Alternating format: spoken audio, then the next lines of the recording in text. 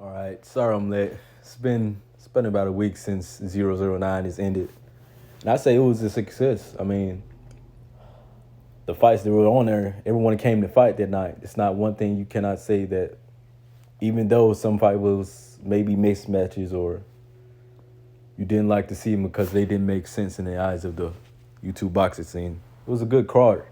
I think if that's a bad card, that should be the baddest card that should ever be on Misfits. Meaning that should be the worst card, not any pullouts or injuries or things that will not make the card less enjoyable.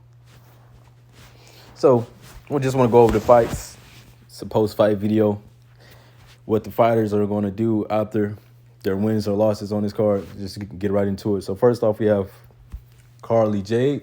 Like I said in my prediction video, which is my previous boxing talk, Carly Jade, it was going to be the fighter who trained the most. It was going to win this fight. Like I said, in the females fight, it's not that much variation or skill level, but it's just who puts in the hard work when the cameras aren't on. It was putting more work in the gym. And she came out on top. Congrats to her. I don't know what's next for her. I mean, her division is pretty thin. It's hard to make female fights because, of course, females don't like to fight. They just like to do other things instead of fighting. It's more of a men's thing. But on to the next fight. I think it was small Spartan J. Man, I love this fight because it was kind of hilarious to see his opponent Pulley just get bullied in the ring, even though he's 13 pounds heavier than Jay. He had extremely more reach, like a lot more reach than him. And man, look at him celebrating. I mean, he was very happy over there when he done great. He was been working hard from what he's been saying in a post-fight interview. He's been working for a long time. He's been just waiting on his opportunity. So shout out to him. He's the Short Kings. He's showing out for the Short Kings. I mean, he did his thing. I mean, Pulley has not been training. I could just tell. It's just like, bro, the way he was moving around the ring, he was so scared of Jay. It was just hilarious to see. And I remember there was one specific point in the fight while I was watching it. And Pulley, like, Jay just got done doing like a 4 or 5 piece combo or something like that, putting those shots on him. And Pulley kind of backs up and try to look at him. And I could try to see he tried to put up this poker face. But then it's just like, nah, he felt those shots, so he wasn't able to just fake it to his opponent, just try to show him like, oh, I'm still here, I'm not hurt. But man, I could just see his confidence just shrink in that moment. And that's kind of the story of the whole fight. Jay pushed him into the corners, punished him. He even dropped him at one point. That was just a really good to see. Great, strong performance from Jay. Like to see him more. I don't know who he will fight against. Same thing with the female influencers. The smaller divisions are kind of small. But I'm sure next person he fight, he's going to do a good job again. I don't think he's going to slow down. That was a very strong performance.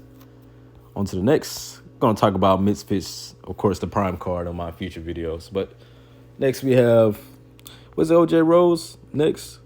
Or was it was the other female fight. And that was a good fight as well. I think, where is it at? I don't think I liked it, but yeah, it was Lil Belzy versus, I think it was AJ Bunker.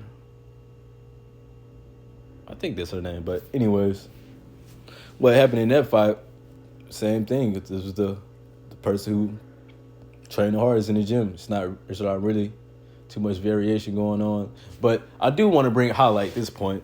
I think it was Lil Belzy. When she came out, she had like this crown outfit on. And I just like she trying to tailor to her whole persona on Misfits, that she's going to be the queen of Misfits, and everyone knows it. So, and she came out on top. So I think in my prediction video, I didn't give her much credit because I didn't see her previous fights, but she done her due diligence on Misfits 009. So I think it's only up from here. I give her any fight she wants. Give her a rematch with Ashley Wet. Give her whatever she wants. It looks like she's been working hard in the gym. And yeah, that's all much I have to say about that fight. And then I believe after that it was because the start of the main card was I think OJ versus Callum. This was a very very good fight, very explosive, very powerful, very telling of each other's character. Callum didn't want to go down, but just he was just it wasn't conditioned for the fight for 4 rounds, and especially the speed he was in the pace he was fighting at. It just wasn't going to go good for him either way. So what I think of this fight, I predicted for Callum to win because I thought he was going to be more of the combination puncher, which he was in the fight. He was more of the combination puncher, doing left hooks, uppercuts, and stuff like that. But I did say in prediction, I said it all comes down to Callum's chin and condition. We knew from the jump, OJ Rose, he was good. He was a conditioned fighter. He had a great chin. I mean, amazing chin. One of the best chins we've seen so far from just his first few fights. And I think it was amazing what he pulled off. So oh man. And what I want OJ to do from here on out, I want him to be more post more content because he's so young in his content game. I think I gotta do a little bit more research on him. Callum, maybe try to get the rematch with OJ Rose. I think it was a good fight, and I think what is the recipe for a good rematch?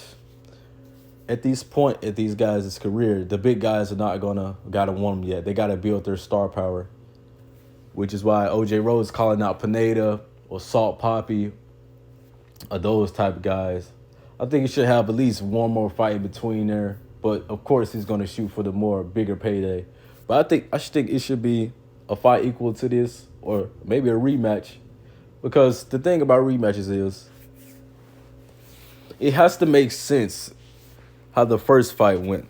The first fight was very competitive. You can say rounds 1 and 2, Callum won. The third round, OJ Rose won. I don't believe in and off a round hurting the fighter is going to win them the whole round when the other fighter was dominant. I don't believe that was the case. But other people might see the fight differently. But it was very competitive. Callum, he was very defensively responsible. More of his defense lied in his head movement and his feet. And with OJ Rose, it was more with just his hands. Which he did a great job in keeping his hands right here, just tight, can't get through the guard. Calvin can barely even hit him barely sometimes, but the times he did hit him, there was some really powerful shots. And I think that makes a recipe for a good rematch because at this point in their career, they're not going to get the big fights. So the best thing they can do for their career is to build their accolades. And this kind of reminds me of Gibb, what he was trying to do with the whole tournament. It's not a lot of YouTube boxers in this scene, influencer boxers in this scene, who's done the tournament. So he wanted to have that on his record, something he can bring to the table more than just his star power. So I think a rematch would just do wonders for them because being able to fix on your weaknesses and come back in a dominant fashion, maybe a KO for each fighter, OJ Rose or Callum, I think that would be a very great move. OJ comes back and I could just imagine him coming back and knocking out Callum, taking away his best weapons, which was his left hook, his pacing. Maybe he could slow him down, get him out of there even quicker. The same thing for Callum. If we're working on his conditioning or working on his taking away the things that OJ Rose did best in the fight, he can have that on his record as well. It looks great on that record. And it's just adjusting to the circumstances. I don't believe the big guys are going to fight him yet. So that's where I think those two fighters should go. So Poppy's saying he might entertain an OJ Rose fight. I don't think this is going to happen yet. Maybe down the line, like a year from now. But he's planting the seed, OJ Rose. I think that was more of his plan with that. But on to the next. I think it was actually Ashley Raksu. Let me scroll up. Yeah, I think it was Ashley Raksu and Halaham. Of course, of course, I have to say that. Of course, Halaham, been dropping weight. He didn't do too good. It was kind of the same performance as his last fight with Ginty, but it came to fight. He did come to fight. He didn't come to lay down. But I remember watching actually Rexu's post-fight interview. Well, not the interview. He made an actual video reaction to his fight on YouTube. He actually told the audience that Hell I Am was saying, "I'm sick, bro," during the fight. So that's just crazy to me. Like, yo, you in the ring and you're sick and your own team is not throwing in the towel, because actually Rexu was throwing powerful shots. He wasn't that much dominant. He was dominant in the